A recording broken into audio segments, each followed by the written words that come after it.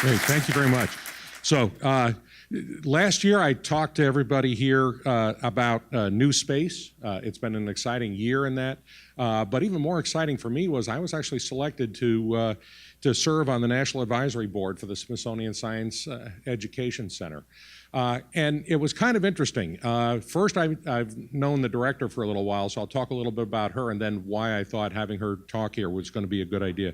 First of all, along the themes that we have here, her background and history has a perfect lineup to what we're talking about. As an undergraduate, she worked for Dr. Thomas Starzl, who was the leading luminary in liver transplants. She got her MS in geosciences, might be of interest to another segment of the population here. She got her PhD in curriculum instruction. The STEAM logo over there would be of a lot of interest in that. She's currently teaching in a classroom. She's part-time faculty in physics at George Washington University. By the way, her specialty is planetary geology. So the InSight lander is directly applied to a lot of what she's doing. She's been the SSEC director for 3 years. Let me talk about why I thought it was important for her to speak to you today. At the first meeting of the advisory board that I attended, the first thing they talked about was innovation through collaboration. They talked about interdisciplinary sustainable development. They talked about research-based science curriculum. We also talked about STEM and why STEM has become STEAM, which is familiar here because you add the arts. But then if you add energy and design, it becomes STEAMed. And then you had the health sciences and it becomes STEAMed. And at that point we kind of went, okay, we've taken that analogy to its illogical conclusion, so let's stop. But a big part of the Smithsonian Science Education Center is to bring science to classrooms. They are, while they're part of the Smithsonian, they are not funded by the taxpayer. They have to develop a compelling reason why people want to purchase and use their curriculum. And they've done a phenomenal job at that. They're already in all 50 states. They're in 25 different countries.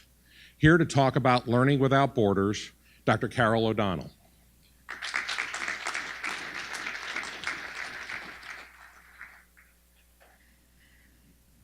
Hi, everyone. I've never been in front of a screen this big, so it's a little daunting. So as Ed mentioned, I'm going to speak about Learning Without Borders, focusing on how we empower youth who are ages 8 to 17 to address these complex challenges that face the nation and the world. And I'm going to use the UN Sustainable Development Goals as a framework. So before I begin, I just wanted to ask you a couple of questions. I want you to think about this. So what do you already know about the UN Sustainable Development Goals? The second is, one of those goals is good health and well-being. So I'm also going to ask you, a subset of it is infectious disease. What do you already know about mosquito-borne diseases? And then finally, I want you to think about, if I gave you the following statement, how would you rank yourself in terms of strongly agree versus strongly disagree? And the statement is, kill all the mosquitoes. So I want you to think about that as I move forward. It's a little bit of a precursor. So we'll come back to it a little bit later. So we're going to start with the problem. This is obviously our Earth, hopefully just one of many within the universe. And we face unprecedented global challenges. So the UN talks about the fact that there are two different types of unprecedented global challenges. Level 2 challenges, which if we don't address them, will disrupt our way of life. And that includes poverty, education, biotechnology, maritime solutions in terms of, and pollution. But there are also level 1 global challenges.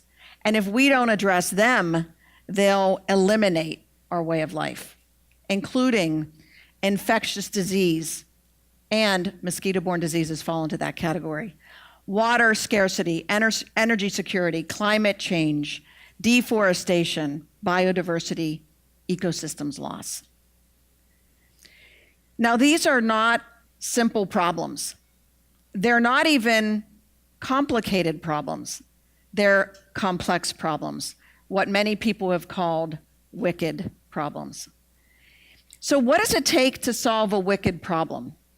So I'm going to address this in terms of 4 things. A framework or a structure to solve the problem, partnerships, which is a theme of pumps and pipes, funding, we all need that, and action. What does it look like on the ground? And as Ed mentioned, the Smithsonian falls into that last category. We believe that what we're doing is actually making a difference, particularly with our public, but in my case, with youth across the globe. So let's start with a framework. So we know what the problem is. We face unprecedented global challenges that will either disrupt or eliminate our way of life. So at the Smithsonian, we thought, well, we need a framework to guide our work if we're going to address these unprecedented global challenges. And so we used the UN Sustainable Development Goals. How many of you have heard about these goals or seen this image before?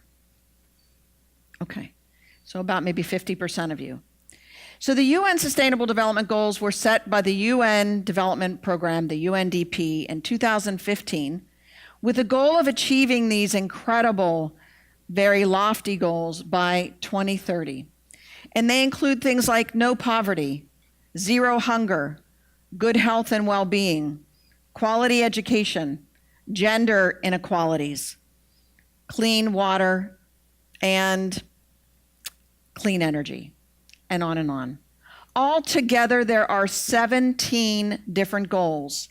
Embedded within those 17 goals, there are 169 targets. And embedded within those targets are 232 sub-indicators. And there's a lot of science. So if you want to think about this in a very simple way, the UN said, think about it in the following 6 categories: planet, people, prosperity, peace, and partnerships. At the heart of all of this are human rights, inclusion for all, but what really is at the heart of all of those goals is the importance of balance. So if we know the problem, which is that we face these unprecedented global challenges, and we know that the framework at the Smithsonian, we want to use the UN Sustainable Development Goals, the next thing we had to do was decide, well, who do we do this with? So we knew we had to identify partners. And so when we think about partnerships, the KPMG International came out with a document in 2015, and I love this framework. This is the goal from Pumps and Pipes. It says, promoting cross-sector collaborations to solve challenging problems across the globe. And that's exactly what the Smithsonian and the Smithsonian Science Education Center are trying to do. So KPMG said, this is a ripe time for cross-sector collaborations. Why? Because 4 things are in place. The first, there's been a shifting development financial landscape. In other words, the way people give money. The second, we have these global goals that have been set by the UN that are an ambitious agenda for all of us to assume change. Third, the private sector has actually increasingly adopting these shared values and principles. And fourth, as I mentioned around these global challenges, we are facing complex global issues, and partnerships are needed in order to solve them.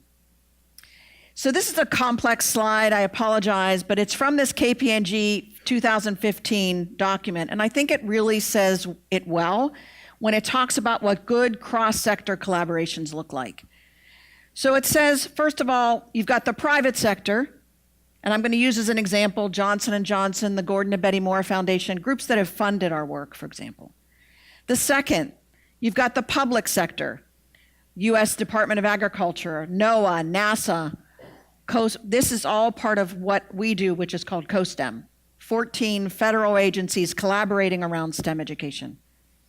And third, you have the Smithsonian, a nonprofit, an NGO, a nonprofit that is focusing on civil society sector, the social sector. So each one of them, according to KPMG, has to think about their principles, their approaches, and their desired outcomes. So for example, the private sector might say their principle is in the best interest of the private sector. Their approach, market-based. And their goals or desired outcomes, the well-being of those markets. For the public sector, the government entities, the best interest in the government, policy-based approaches, and well-being for the citizens. And then, of course, the nonprofits, where the Smithsonian falls into place, the well-being of society, community-based approach, and the best interest of society. So you've got the problem, UN, unprecedented global challenges. You have a framework, the UN Sustainable Development Goals. You know that you can't do this work alone. You have to collaborate across these multiple sectors, but you can't do it without funding. Now, Ed is one of the board members at the Smithsonian on the national board, but I also have a board member who once said this. She said, an idea without funding is just an illusion. So the goal is, are people supporting financially areas of interest that align with the Sustainable Development Goals? And the answer is yes. So a group called the Stanford Social Innovation Review did a review of big investments from 2000 to 2016, and they used the topics from the 2015 Sustainable Development Goals. And what they found was that out of the $40 billion that was spent on topics aligned with the Sustainable Development Goals, half of that, $21 billion, was invested in good health and well-being. That's the Sustainable Development Goal 3. $5.8 billion on environment, energy, climate. That's goals 7, 12, 13, 14, 15. $3.5 billion on quality education, which is goal 4, and gender equality, goal 5. That means that the remaining 7 or so goals make up the small 7% of that $40 billion worth of funding. Now, what the UN did say was that between now and 2030, we're going to need an investment of $39 billion annually per year in order to achieve the Sustainable Development Goals. These problems I've outlined, these unprecedented global challenges, are major, but they're going to need education at the heart in order to help solve them, and research. Education is perhaps one of the most organized social processes and a mechanism for developing a better society. So the last of my 4 is that if you've got a problem, you've identified a framework, you know you've established partnerships, and now you've got funding in hand, now you actually have to act. And that's where the Smithsonian, I think, comes in to play. We are an NGO who is submitting to the world our support of youth and adults. So at the Smithsonian Science Education Center, which I direct, we engage youth across the globe in hands-on experiential learning, either in their classroom or in their community. And we've been doing it since 1985 in collaboration with the National Academy of Sciences. So the Smithsonian is this massive nonprofit. How many of you have actually ever been to the Smithsonian? 19 museums, I love it. 19 museums, 9 research centers, 5 education centers, 3 cultural centers, 21 libraries, and of course, our beloved panda at the zoo. We are a massive nonprofit. Our mission is to increase and diffuse knowledge, and we ask ourselves every day, are we educating our students to solve the global challenges of our generation? So how are we doing that? In 2016, we began developing free instructional materials, free curriculum materials, that are based on the UN Sustainable Development Goals. And the idea was that we would be able to empower youth to learn science in their community, and then to use that science to do social good. So the first 2 modules we developed are called Mosquito. How do we ensure health for all from mosquito-borne diseases? The second is called Nutrition. How do we ensure good diets for all? This is all under the umbrella of a project that we call Smithsonian Science for Global Goals. And it's done in partnership not only with the Smithsonian, but the Inter-Academy Partnership, which is 130 countries who are collaborating through their national academies of sciences, engineering, and medicine. We've mapped out another 15 topics that we want to address, each one of them aligned with the Sustainable Development Goals. For example, energy. How do we balance access between energy use and environmental concerns? Another topic, biotechnology and humans. How do we balance technology, actions, and ethics? Again, at the heart of the UN Sustainable Development Goals is the idea of balance. Now, we're not developing these instructional materials for students by just taking one global goal and teaching students about it.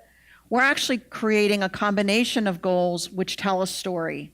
So, for example, Goal 3, good health and well-being. Goal 6, clean water and sanitation. Goal 5, gender equality. Goal 11, sustainable cities. Goal 16, peace and justice. Together, help us tell a story for students. How do we provide fresh water to those in need? So we're creating a global learning experience for youth that's locally relevant, but globally important. And we're combining science education with civic engagement. So if you see from the diagram, we're taking these global issues and using this microscope, bringing it down to the local level, because we want students to engage in local investigations, making local decisions, and taking local action. And we want them to see that their micro actions actually have an impact on global issues. This is our theory of action, which we share with you. The idea is that we believe that students come into a classroom with a particular learning disposition based on a particular cultural context and with their own background knowledge. And science education traditionally has ended right here, where we've asked students to question and investigate. And yet what we're doing is we're saying now students have to not only question and investigate around that science, but they have to think in vitro, critically reason around that evidence, and then in vivo, think about that new knowledge in the system, so have a broader system understanding of it. And then use that knowledge and synthesize it to do action in their local community. We believe that collectively, this will help to develop students' sustainable mindsets and develop their scientific literacy. So I'm going to give you a quick example. So for example, back to the mosquito-borne illnesses. Students would begin when we do this, the learning dispositions at the bottom. We would begin by asking students to develop an identity map. So we want them to think about who they are as an individual. And then we actually share with them the identity maps of scientists like you, because we want them to see themselves in others. We would also ask them to put around that identity map what they know about that particular issue. In this case, what do you already know about mosquito-borne diseases? They form a team identity when they work with others. So your individual identity might change when you're in a team. The next thing that we would do is we would ask students to think about these issues from multiple perspectives, not just an environmental or scientific perspective, but a social perspective, ethical, political. So for example, I asked you at the beginning, should we kill all the mosquitoes?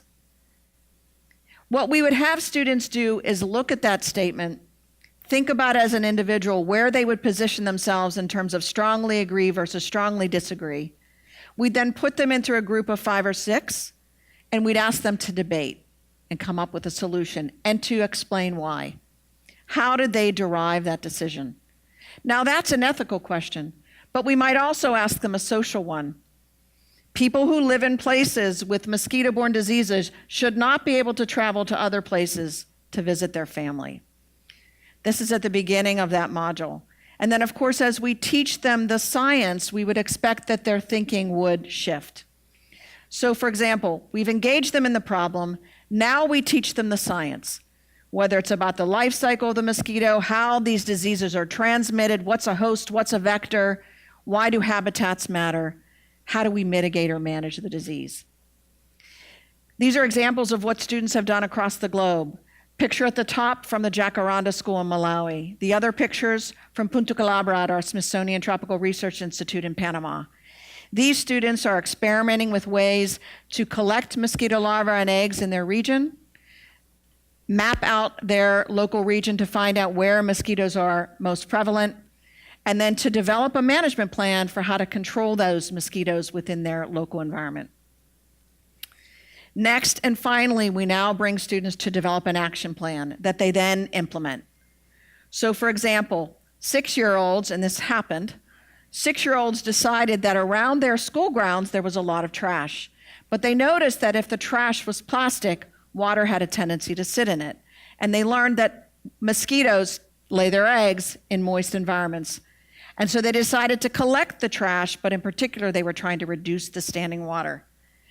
The 17-year-olds, though, had just finished a chemistry study in which they decided to use their new chemistry knowledge to develop a repellent, a mosquito repellent. And if you know Panama, malaria is fairly prevalent there. So what's been our impact?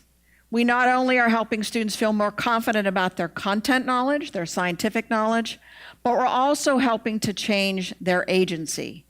At the beginning of the module, we asked students on a sliding scale, how confident are you that you can actually cause change in your local community? And as you can see, they weren't very confident. But by the end of that module, we asked them, how confident are you that you can actually make change happen in your local community to solve a local problem? And over 90% confidence that students believed they can make a difference. So I'll leave you with this. The clock is ticking. A 6-year-old today is in the graduating class of 2030. And those years fly by. I have 4 kids and I know that. So this quote from the UN Secretary General said, "Focused actions are needed to lift the 767 million people who live on less than $1.90 per day, and to ensure food security for the 793 million people who routinely confront hunger. We need more determined progress towards sustainable energy. We need greater investments in sustainable infrastructure. And we need to bring quality education within the reach for all." So I want to thank, of course, the people who have supported us, who are our funders. These are all of our collaborators just on the mosquito module alone. They're from the social sector. We also have the Inter-Academy Partnership, 130 countries focused on science, engineering, and medicine. Our federal partners, who are from the public sector, who've collaborated with us just on the mosquito module, and then, of course, our funders. So I want to thank you. If you have any questions about the work we're doing, we left a case statement out on the front, which basically summarizes the work, and there's my email address. So thank you.